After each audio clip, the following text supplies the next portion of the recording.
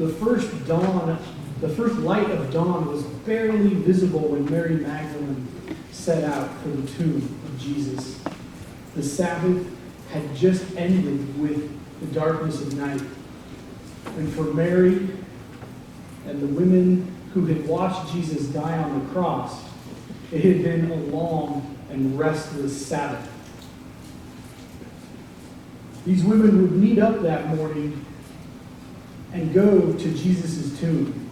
They had spent the last day in unfathomable grief, mourning the death of Jesus, who they had seen murdered before their eyes just 3 days ago.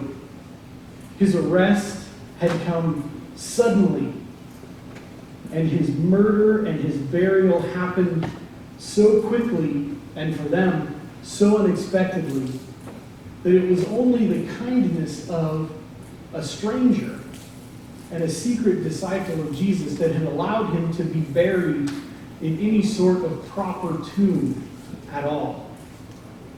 The women had spent all that previous day with this intense desire to go and care for Jesus' body, but they observed the Sabbath instead and waited until the day after the Sabbath, where they would go and properly prepare Jesus' body to be laid in that tomb. They had seen his body taken down from the cross and prepared as best it could be in the short amount of time. They had seen him be wrapped in a cloth, and they had watched very carefully as he was laid in this tomb, and the heavy door, the heavy stone, rolled into place, blocking the entrance. It was the third day since Jesus' death and burial, and the women, Mary Magdalene, Mary the mother of James, Joanna, Salome, and a few others, had prepared the sweet-smelling spices and perfumes that they would use to anoint the body of Jesus. And they set out in the chill of the early morning as soon as they could to go to the tomb. The mood among them was no doubt very somber and serious, and as they traveled to the tomb, they discussed amongst themselves who is going to roll that heavy stone away from the door. Certainly none of them could do it, and probably all of them together would not be able to do it, but they went there perhaps hoping that along the way or near the tomb they would encounter someone who could help them to do that. Frankly, they also probably expected that Jesus' body would stink. He had been in the tomb again for 3 days. But they loved him so much that they didn't care that that would be the case. They knew they had to, and they very much wanted to show how much they loved and esteemed him by caring for his body, even if it was not pleasant for them to do so. Now, what they didn't know is that the previous day, while they were observing the Sabbath, members of the Sanhedrin had gone to Pilate and said to him, Jesus predicted that he was going to rise from the dead. You need to place a guard in front of that tomb so that no one can take the body. And so Pilate, acquiescing to their desires, dispatched a small group of soldiers. And these soldiers went to the tomb on the Sabbath, and they set a seal upon it. Now, this seal wasn't just a little wax thing like someone might stamp on a letter. It was a large official Roman seal, a seal that could only be broken with the authorization of a high Roman authority. And these soldiers were told to guard the tomb until the third day had come and gone, and so that no one could steal Jesus' body and say that he had been resurrected. They obeyed, they did that. The seal was set on the door, and the soldiers stood guard. Now, if the women had known this when they set out that morning, they would not have been concerned about who would have the strength to roll the stone away from the entrance of the tomb, their worry instead would have been, how are we going to deal with these soldiers? How are we going to convince them to let us see Jesus' body? How are we going to convince them to open the tomb for us? And in fact, maybe they would not even have gone to the tomb first. Perhaps they would have gone to Pilate instead and asked for his help in this. But they did not know that this had happened. If they had, they would have been shocked when they arrived close to the tomb and they saw that the stone had already been rolled away, and where they had expected to see the closed tomb, they saw the large stone rolled to the side and the entrance standing open and dark. There were no soldiers there. There was no one there. The place seemed deserted. And as they came up and saw this sight, I have to think that they felt the same sort of shock and fear and surprise as you might feel if you came home in the night and found your front door standing open, and the realization came to you that you had been robbed, that someone had been in your house while you were gone and had violated your home. A mix of shock and fear and anger. See, because on top of that, they had already experienced the grief and the crushing loss that was Jesus' death. And now they see his tomb has been opened, and they had to think, who would bother to desecrate the tomb of Jesus? Who would bother to open it up and go inside? Why? Just one more thing. One more insult to the injury.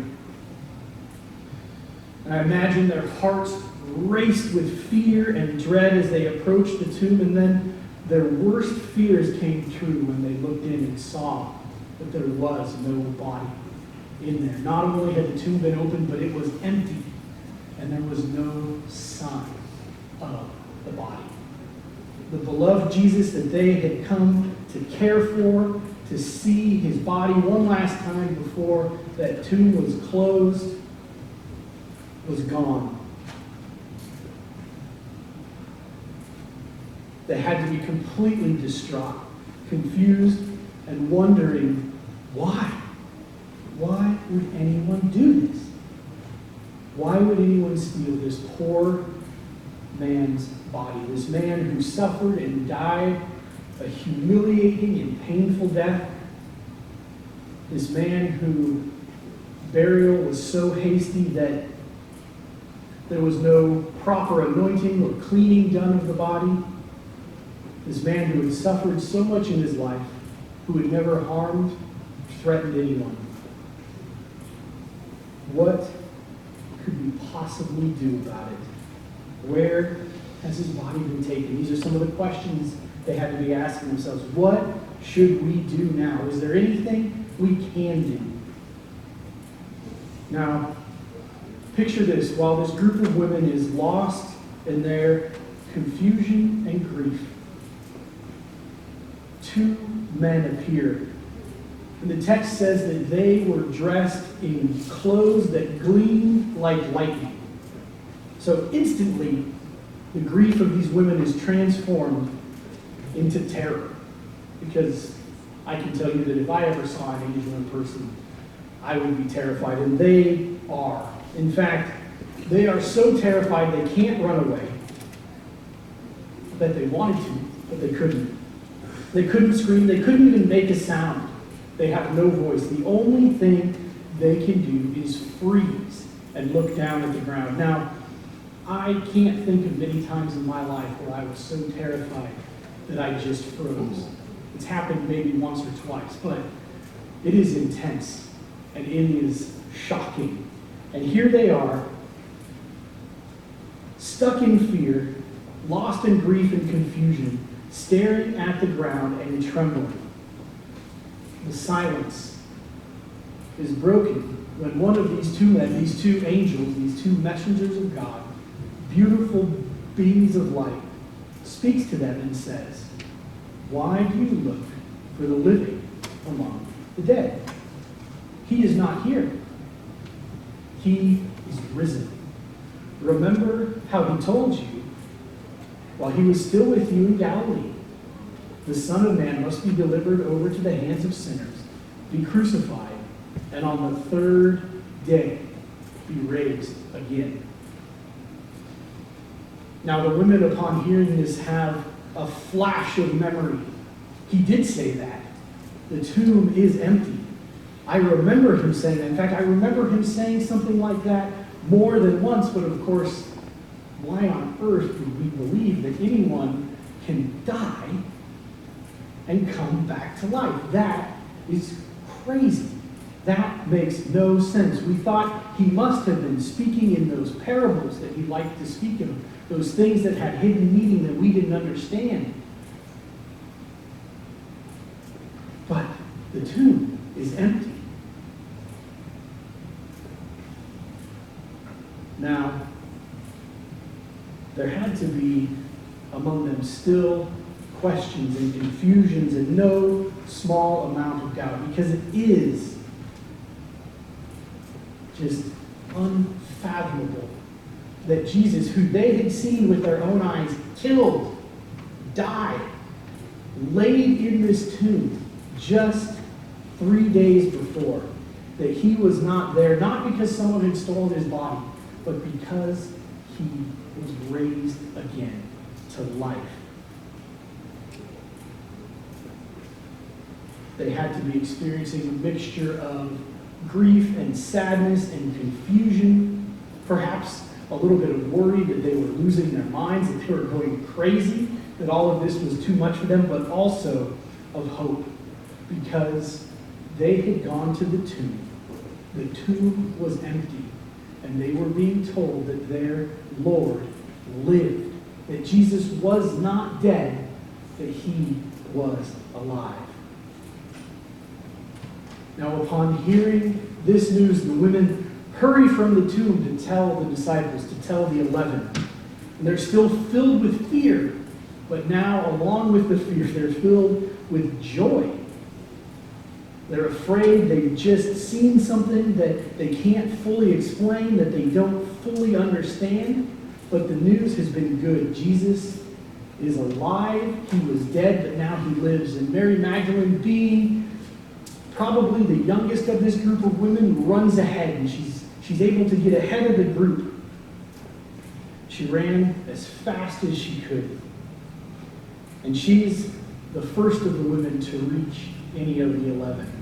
And the other women are close behind, and I can picture her running up to Peter and John and saying, "We went to the tomb, and the stone was open, and it was empty. The Lord's body, Jesus' body, it was gone. It was just gone. It wasn't there. And we didn't know what to do. We still don't know what to do." And then there was an angel or something. It was this man and this other man, and they were dressed in white. And he said that Jesus, he's alive. The tomb's empty and Jesus is alive, and I don't know what's going on. Now, the 11 don't believe her, or the other women. They don't know what's going on. They're confused, and they think that she's speaking nonsense, that she's speaking gibberish, that she's just confused and distraught and has no idea what's going on. And then it dawns on Peter, and he takes off for the tomb at a run, and John follows right behind him. They don't know what's happening. They expected Jesus was still in that tomb just like everyone else did.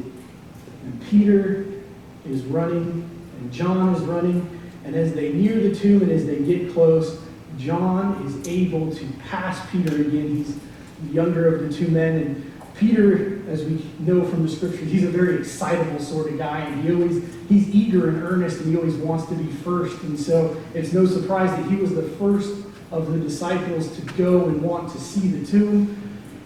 But John is able to pass him up, and then John gets to the door, and he does what I think I would probably do. He sort of thinks better of it for a moment. He gets there, and he sees the darkness of the door, and he stops, and he goes, maybe I don't really want to see what is in here. It's dark. What if that angel or whatever it was that appeared to the women is still there? but I'm probably just going to see my teacher's body there on the slab. And I don't really want to see that again. And as he hesitates, Peter just blows right by him and dives straight in. And John takes some courage from Peter and steps in as well. I think that as Peter was running to the tomb, he probably had Jesus' words to him when Jesus had predicted that Peter would fall away and then turn back to him. I imagine that as Peter was running, he felt the shame of having denied Jesus 3 times out of fear, and also had the hope that Jesus' words, "When you turn back to me," were now coming true. And he couldn't wait to see what was in that tomb, to see the hope and the possibility that maybe he would have the opportunity to turn back to Jesus. He would have that chance to encourage Jesus' other followers after having denied him. So Peter enters the tomb and John goes in behind him, and what they see there surprises them.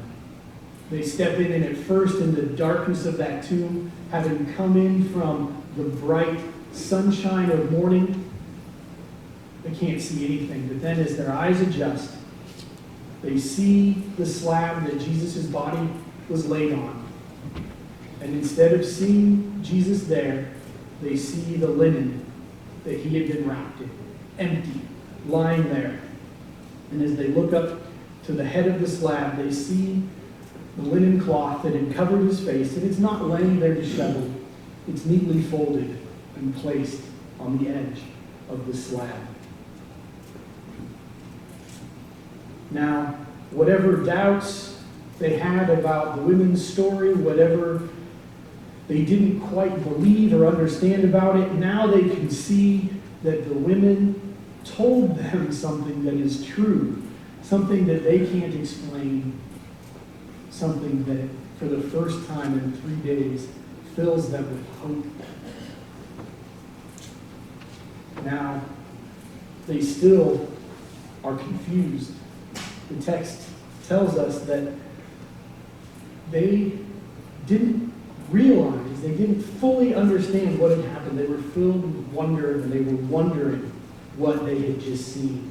But the tomb was empty. They knew that the women hadn't stolen the body, and they knew that they hadn't taken the body. They also knew that the women had told them that God had sent angels to tell them that Jesus was alive. And soon that would be confirmed for them when Jesus himself appeared to the women, to the 12, to the 11, and then to many other disciples, proving that what the women had declared, what the women had delivered as news for the disciples, that Jesus had risen from the dead, was true, that it had happened. Now, why did God reveal the resurrection to this group of women first? Why not simply have Peter and John go and discover the empty tomb, or any of the 12? Or maybe, why not the Roman soldiers, or members of the Sanhedrin, or some random person who walks by and sees an empty tomb and sticks his head in there? Well, I think the first reason is that God reveals the resurrection through the women first, as a way of honoring these women. These women had, when all of the other disciples of Jesus, save John, had fled, trying to get as far away from the execution of Jesus as possible, they stayed and watched. They never fled. And he's honoring their love and commitment to his Son by showing the glorious work he has done first. They were the first and the most present in Jesus' death and the grief, and they're the first ones to be filled with the hope of the resurrection. They're the first to hear the good news. They suffered and had seen the bad news firsthand, and now they get the joy first. I think it also indicates something about the kingdom of God. You see, as Judaism was practiced through the temple, men were very much able to participate more and be closer to God. Women could go to the temple and pray, but they were not allowed into the innermost courts. They were not allowed to fully participate, and certainly men were considered to have more dignity and more worth. But I think God wanted to make it clear that within his kingdom, within the kingdom that Jesus was bringing, within the kingdom that has defeated sin and death, women and men are of equal dignity and worth, and that women in the kingdom are equal image bearers of the image of God. I also think that the women were the first to be told of the resurrection, because this makes the witness of the resurrection even more powerful. See, it was impossible for the women to have stolen Jesus' body. They could not have opened the tomb themselves. They could not have taken it out, and no one would believe that they would have been capable or willing to do something like that. In fact, it's kind of hard to believe. In a sense, they would not have been considered as reliable witnesses. Again, this goes back to honoring them, saying, no, women are reliable witnesses. They can be trusted, and they ought to be trusted.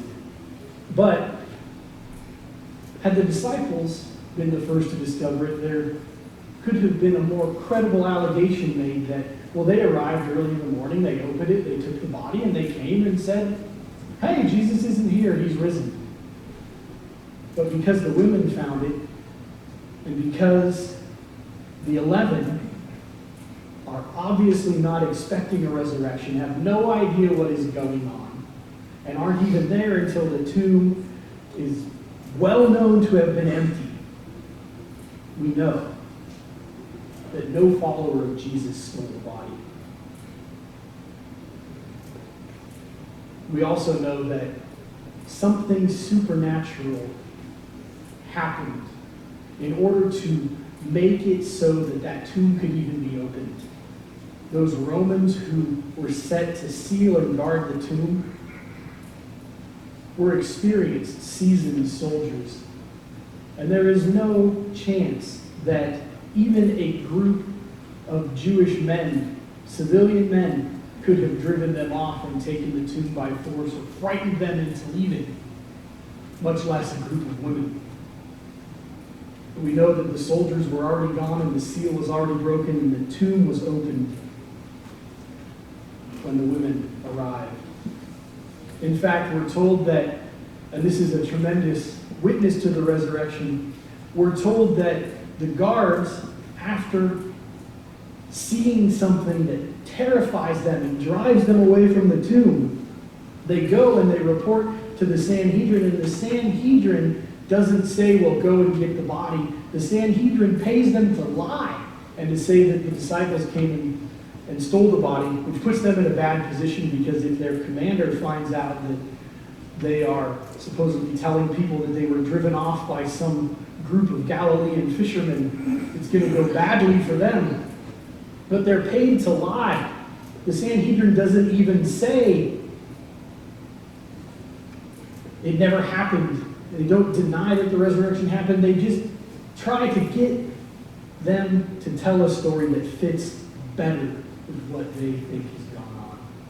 You see, all of these things come together and make the resurrection more plausible for our human, sometimes logical minds to understand. It makes the resurrection the only satisfying explanation of what happened in that tomb.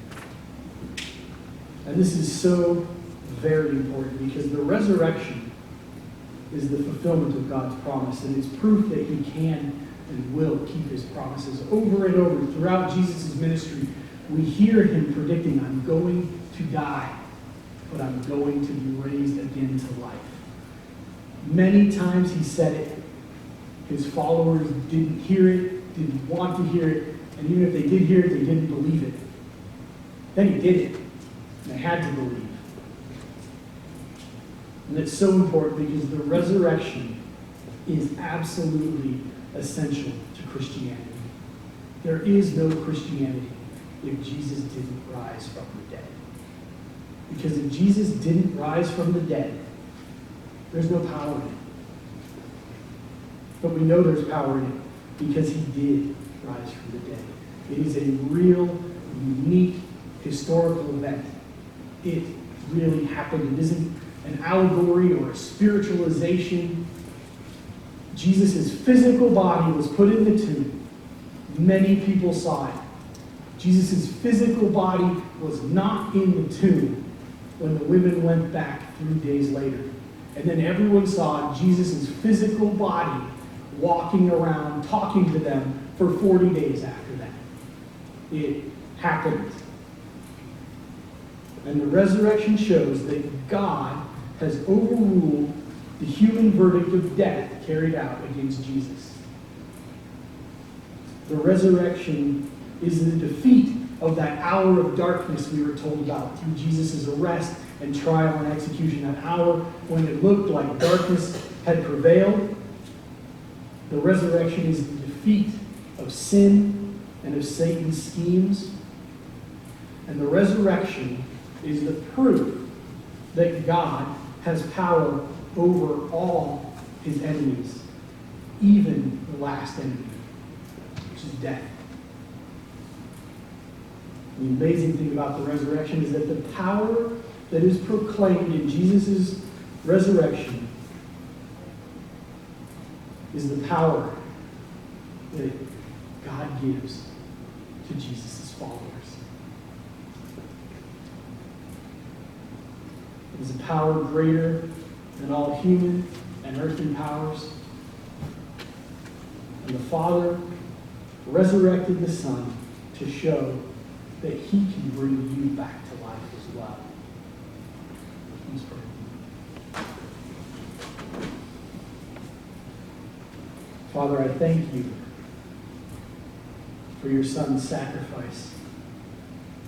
And I thank you even more for his resurrection.